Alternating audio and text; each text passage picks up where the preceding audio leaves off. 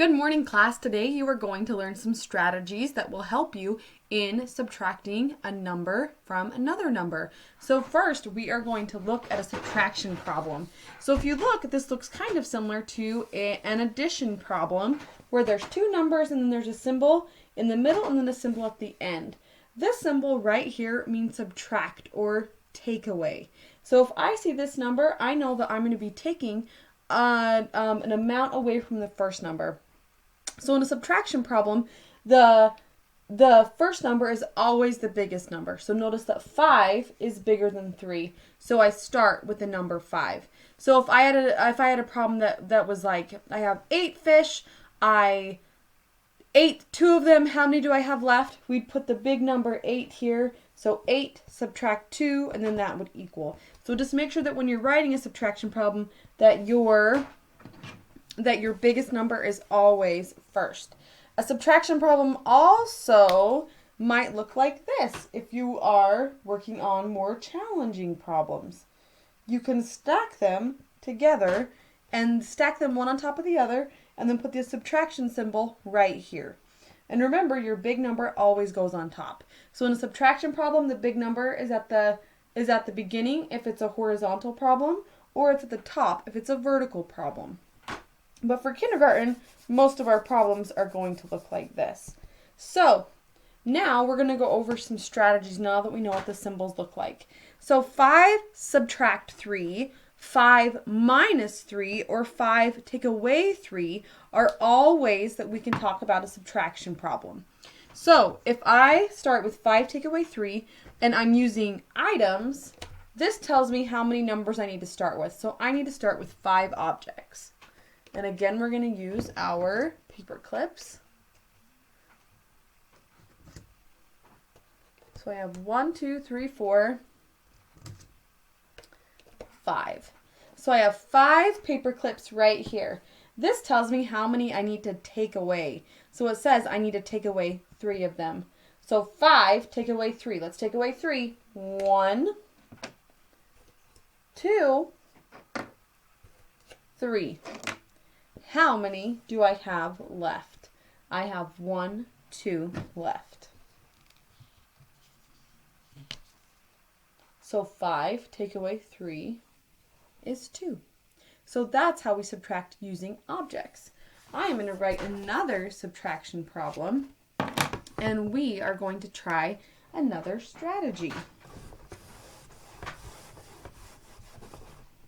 Okay, so for this subtraction problem, it's going to be 6 take away 3. And again, I can say it more than one way. 6 take away 3, 6 subtract 3, 6 minus 3, but they all mean the same thing. So now I'm going to practice using my fingers for this one. So again, this number tells me how many I start with. So it says I start with 6. So I'm going to put up 6 fingers. Okay? So here's my 6 fingers that I have. So I have 6 fingers. And it says I need to take away 3 of those. So I put up 6 fingers and I take away 3. 1, 2, 3. So I have 1, 2, 3. I have 1, 2, 3 left. Let me try that again. So we have 6. We're going to take away 3 of them. 1, 2, 3. I have 3 fingers left. 1, 2, 3. So 6 take away 3 equals 3. So far we've used objects for subtracting. We've used our fingers for subtracting. Now I'm going to show you how we write a picture or draw a picture for subtracting. So for this problem, we're going to do 7 take away 4, or 7 subtract 4, or 7 minus 4. Again, they all mean the same thing. So this first number tells us how many we start with. So I'm going to draw circles. So I have 1, 2, 3, 4, 5, 6, 7. This number tells us how many we need to take away. So for subtraction, I use X's so that I know that I'm taking them away, okay? So I always start at the top and I put the ones that I'm going to subtract together, okay? So I'm going to take away 4. Help me count. 1, 2, 3, 4. And I like to circle the ones that I have left, because in subtraction, that's what we're finding, are how many we have left. And then I'm going to count those ones. 1, 2, 3. So 7 take away 4 equals 3. Let me try that one more time, because that's a really important one that we're really going to be practicing, is how to use a picture for subtraction.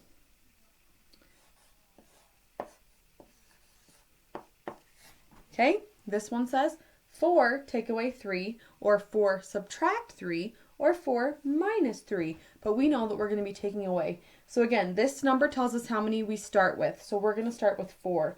1, 2, 3, 4. Now I'm going to take away 3. Help me count them. 1, 2, 3. I circle what I have left, and then I count that. 1, and that is my answer. 4 take away 3 equals 1. Okay, so the very last way that I'm going to show you is counting down in my head. And this one is for those kiddos who have mastered counting with their fingers. They've mastered using a picture, and they can do this in their head. So for this one,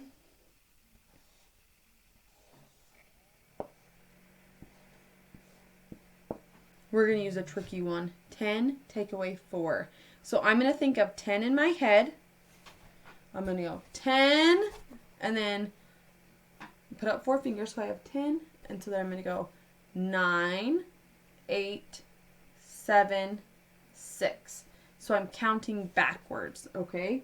So I go 10, 9, 8, 7, 6. And it's important when I do that I think of the number in my head and I say it, and then I start counting down. So I say 10, 9, 8, 7, 6 to get it.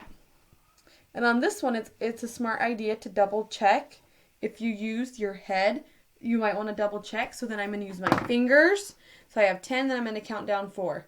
1, 2, 3, 4. Oh, I have 1, 2, 3, 4, 5, 6.